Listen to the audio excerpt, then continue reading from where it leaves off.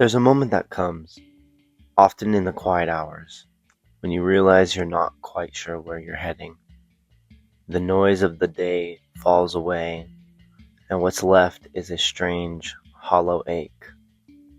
A sense that while everyone else seems to be walking a clear path, yours is hidden in fog. You might be in a crowded room or lying in bed staring at the ceiling. It can hit anywhere. That quiet, persistent feeling of being lost. If you know that feeling right now, I just want to say you're not broken. You're not behind. You're just human. Let's not run from it. Let's sit here together for a moment and let it breathe. We live in an age of infinite information, yet our inner compasses seem to spin without settling. I think part of it is that we were handed maps to a world that no longer exists. Career paths, life milestones, a sequence of achievements handed down like family heirlooms. But the landscape changed. The old roads were overgrown, the signposts are faded, and we lost ourselves standing in a wilderness those maps never described. Then there's this dizzying freedom of it all. More choices than any generation before us, and somehow that doesn't feel liberating. It feels paralyzing. When you can theoretically be anything, do anything, go anywhere, the mind doesn't see possibility. It sees a void. We freeze. We scroll. We wait for a sign. So what do we do with this feeling? How do we live inside it without it consuming us? I think the first shift is moving from being a map follower to a wayfinder. A map follower expects a pre-drawn line from here to fulfillment. A wayfinder learns to read the terrain. They pay attention to small signs, what gives them energy, what feels true, what feels hollow. They accept that the path reveals itself step by step, and uncertainty is not failure. It's the prerequisite to discovery, and that the fog is not your enemy. It's an invitation to move more slowly and more honestly. Then there's the small, crucial practice of alighting what's right in front of you. When you're in a season of deep disorientation, it's tempting to demand a grand revelation that will illuminate your entire future. But that's way too much for any human nervous system to wait for.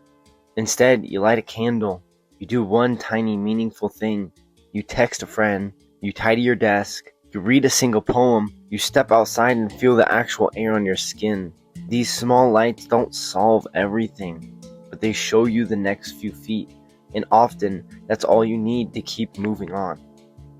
And perhaps the most liberating shift is questioning the blueprint itself. So much of our lostness comes from measuring ourselves against a life we were told we should want. The big title, the crowded calendar, the accumulation of things that look impressive from the outside. But who wrote that story? Who decided what a meaningful build looks like? A life measured in quiet contentment, deep friendships, creative acts that never make the portfolio, afternoons spent just watching the light change. That's not a consolation prize. That is a fully realized masterpiece built to your specifications, not someone else's. Perhaps the goal was never to stop feeling lost. Perhaps that feeling is simply the shadow cast by our own magnificent freedom. The unease is deliberate proof that you are awake, that you are not a machine on a fixed setting, that you are still searching and still alive. What if, instead of waiting for certainty, you could learn to trust the search itself? The vastness around you is not a punishment, it's a canvas. You are not late, you are not missing the point, you are right here exactly where you need to be, in the strange, beautiful in-between. You don't need to see the whole journey, you just need the willingness to take one curious, honest step forward. Light your small fire, tend your quiet garden, build your life from the materials you actually possess in a style that feels right to you. As you go, be gentle with the one doing the walking.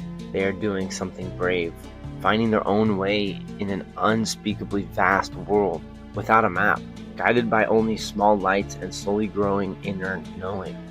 And that's not failure. That's the work of a lifetime, and it's more than enough.